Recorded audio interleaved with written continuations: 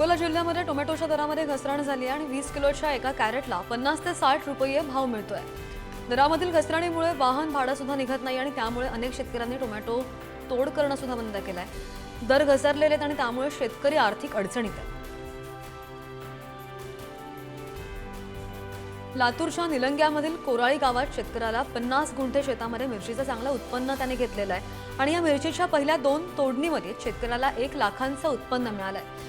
बाजारभाव असाच राहिला तर जवळपास 3 ते 4 लाखांचं उत्पन्न मिळण्याची आशा सुद्धा हे शेतकरी व्यक्त करतात। हिंगोलीच्या बाजारामध्ये कलिंगडाची आवक सुद्धा वाढली आहे आणि त्यामुळे 5 ते 10 रुपये नगाप्रमाणे कलिंगडांची विक्री करण्याची वेळ या शेतकऱ्यांवर आली आहे। कमी दरामध्ये कलिंगडाची विक्री करावी लागते आणि त्यामुळे शेतकरी आर्थिक संकटामध्ये आहे। पुण्याच्या आंबेगावामधील द्राक्षांची युरोप, चीन, बांगलादेश, श्रीलंका यांसारख्या देशांमध्ये निर्यात होती आहे आणि नागपूर गावच्या शेतकऱ्यांनी 13 एकर शेतात द्राक्षांची लागवड केली आहे। या द्राक्षांना परदेशामध्ये बरीच मागणी सुद्धा आहे। 140 रुपये किलो असा उच्चांकी दरही मिळतोय। सोलापूरमध्ये युरोपियन युनियनसह इतर देशांमध्ये आंबा निर्यातीसाठी बागांची नोंदणी सुरू आहे। अपेडाच्या मँगोनेट प्रणालीद्वारे ही नोंदणी केली जाते। मागील आर्थिक वर्षामध्ये सोलापूर जिल्ह्यामधून 539 निर्यातक्षम आंबा बागांची नोंदणी झाली आहे। पालघरच्या फळबागांना बदलत्या वातावरणाचा फटका बसू लागल्याचं पाहायला मिळतंय। वसईमध्ये आंब्याचा मोहर करपून काळा पडलेला आहे आणि त्यामुळे यंदा फळधारणा कमी होऊन उत्पादनावर परिणाम होण्याची शक्यता वर्तवली जाते। आंब्यासह जांभूळ आणि जामफळांवर ढगाळ वातावरणाचा परिणाम जाणवू लागलाय आणि त्यामुळे फळ उत्पादक शेतकऱ्यांच्या चिंता वाढलेल्या आहेत। नांदेडच्या धर्माबादमधील बाजारामध्ये 10,000 रुपये प्रति क्विंटल दराने धणे खरेदी केले जात आहेत आणि त्यामुळे सीमावर्ती भागामधील शेतकरी बराच सुखावलेला आहे। तेलंगणाच्या सीमेलगत धण्याचं मोठ्या प्रमाणामध्ये उत्पन्न घेतलं जातं। हैदराबादी बिर्याणीसाठी अनेक हॉटेल्सकडून या धण्याची मागणी असते।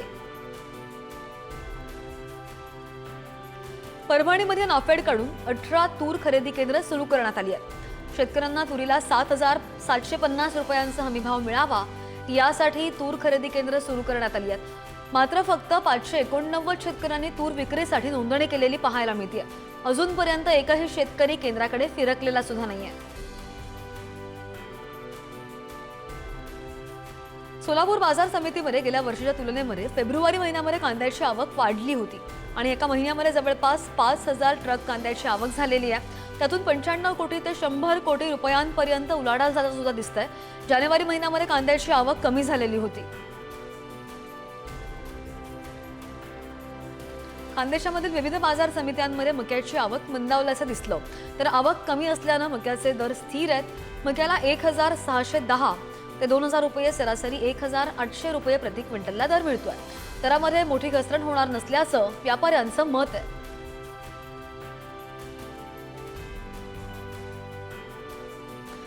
पुण्याच्या आंबेगावमध्ये वांग्याचं पीक चांगलंच बहरून आलंय, मात्र वांग्याला अपेक्षित दर मिळत नाहीये, त्यामुळे शेतकऱ्यांमध्ये नाराजी पसरली आहे। पीक चांगलं आल्याचा आनंद मानायचा की दर मिळत नसल्याचं दुःख, असा प्रश्न आता शेतकऱ्यांना पडलाय।